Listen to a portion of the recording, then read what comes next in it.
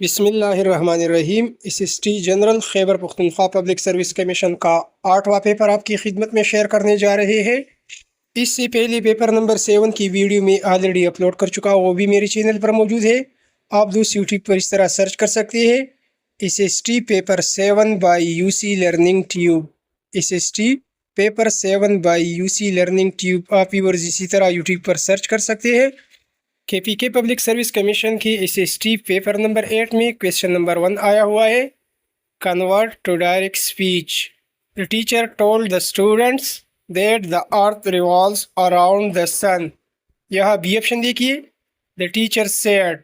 Told convert हो जाएगा said में, तो बी ऑप्शन देखिए, the teacher said the earth revolves around the sun. फिर दूसरा ऑब्जेक्टिव है, the man tired from his long journey feel asleep. The phrase tired from the long journey is a, ये adjective phrase है। Question 3 है, change the narration. She said may you live long, तो she prayed लगेगा। Option A देखिए, she prayed that I might live long. A वाला option दुरुस्त है। सवाल 4, change the narration. He said if I were rich I would buy a car. पहला option देखिए, he said that if he had been rich he would have bought a car। पहला option दुरुस्त option है।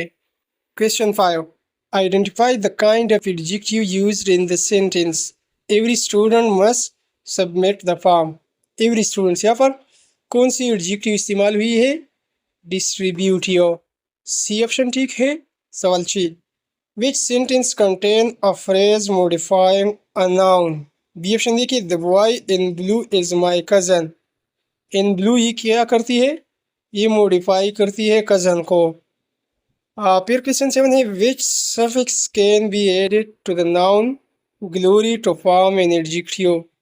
Glory के बाद I O U S लगाइए, ग्लोरियस, तो क्या बनेगा?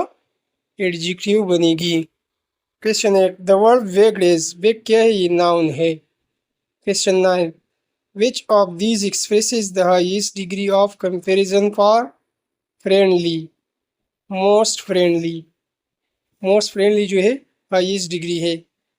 फिर क्वेश्चन नंबर 10 है, which of the following is complex sentence.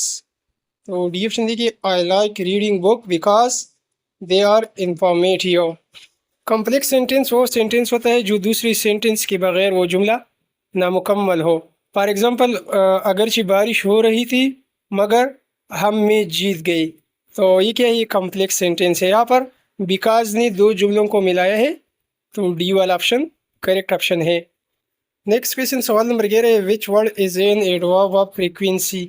Adverb of frequency हमें किसी काम की ताकीद बताती है या किसी काम का ये बताती है कि कितनी बार हो रहा है, बार बार हो रहा है, ऑलवेज हो रहा है। इसके अलावा सम टाइम हो रहा है, कोई काम अपन हो रहा है, ओकेजनली हो रहा है। तो ये एडवर्ब ऑफ फ्रीक्वेंसी है। ऑलवेज का ऑप्शन दुरुस्त ऑप्शन है। वीडियो को लाइक कीजिए व्यूअर्स, इसी तरह के पेपर हम अपलोड करने वाले हैं। लाइक के साथ सब्सक्राइब वाले बटन को ज़रूर दबाएं। इसका फ़ायदा ये होगा, हमारी हर पेपर आपको बर वक्त मिलेगी। तो जितने भी स्टूडेंट्स यहाँ तक हमारी वीडियो देख रहे हैं वो वीडियो लाइक भी कीजिए, लाइक के साथ सब्सक्राइब वाला बटन ज़रूर दबाइए। फिर इसके बाद सवाल 12 आया हुआ है, choose the correct degree of adjective. The road is narrower than the previous one. D option ठीक है। और सवाल 13, ही सेड बिसाइड्स मी। यहाँ पर बिसाइड्स नहीं लिखना चाहिए था, बिसाइड लिखना चाहिए था, तो एरर ऑप्शन सी में है। सवाल 14, identify the underline fault. He spoke in a loud voice. Loud voice क्या है? ये एडवर्बियल फ्रेज है। एडवर्ब किसी काम को, किसी वर्ब को मॉडिफाई करता है, तो लाउड वॉइस ही क्या है हमारे पास? एडवर्बियल फ्रेज है। फिर सवाल 15, which of the following represent in order of adjective violations. तो यहाँ डी ऑप्शन है कि red, large, silk, short. D वाला ऑप्शन ठीक है। इसके बाद सवाल 16 है, the idiom get cold feet mean. इसकी मानी नर्वस होने की है, बिकम नर्वस।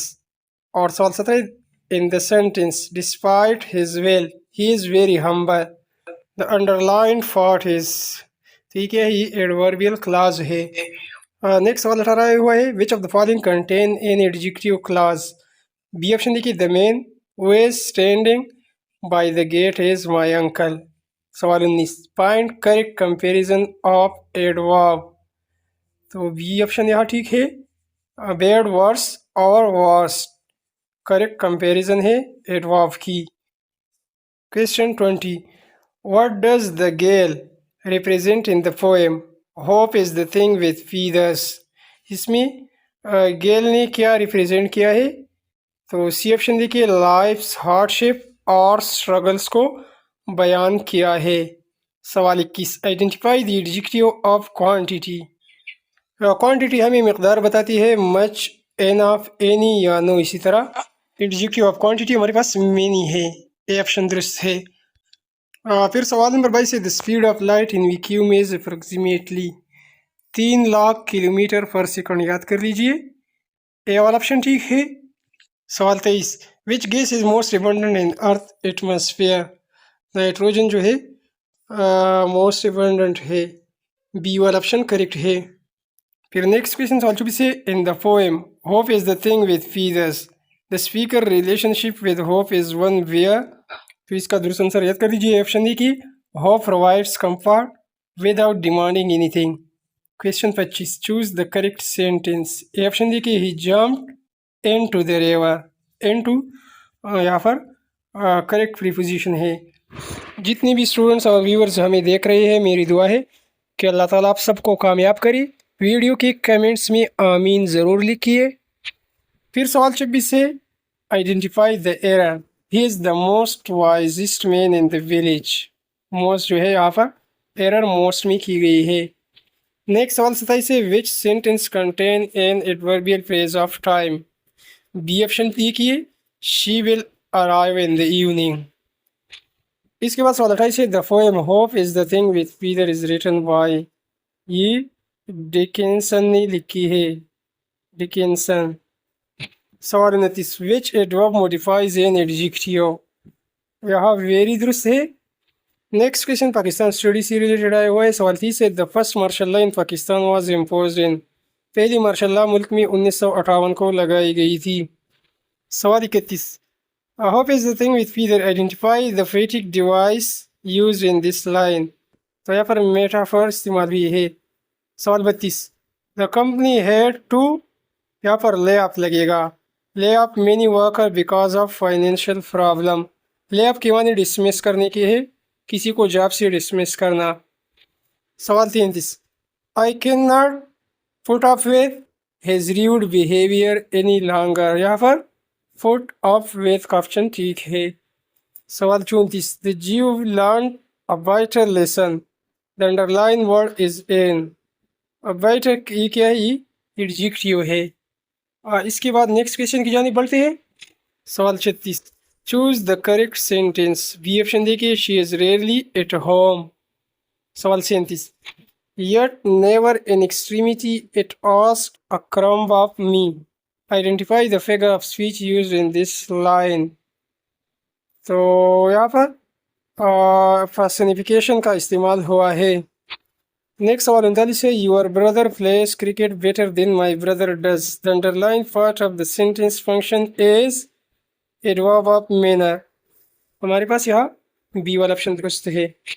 सवाल 40, Emily Dickinson is considered is one of the most original 19th century poetesses. हमारे पास 19th सेंचुरी का ऑप्शन ठीक है। और सवाल 41 है, the idiom feathers one one's nest, इसकी मानी गेंद सेल्फिश एडवांटेज के है। फिर सवाल 42 है, the idiom see eye to eye means eye to eye, इसका मतलब डिसएग्री के होने के है। सवाल 43, the highest level of Bloom's taxonomy is. Highest level of Bloom taxonomy is creating. D वाला ऑप्शन ठीक है। सवाल 44, a teacher centred method of teaching is lecture method. ये वाला ऑप्शन ठीक है।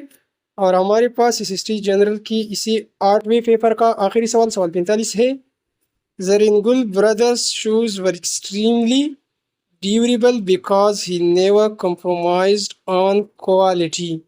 बी वाला ऑप्शन दुरुस्त है। इंशाल्लाह इसके बाद नवा पेपर भी हम बहुत जल्द अपलोड कर रहे हैं। वीडियो को लाइक कीजिए। वीडियो कैसी लगी वीडियो के नीचे कमेंट्स में हमें ज़रूर बताइए और लाइक के साथ सब्सक्राइब वाले बटन को ज़रूर दबाइए। Thanks for watching.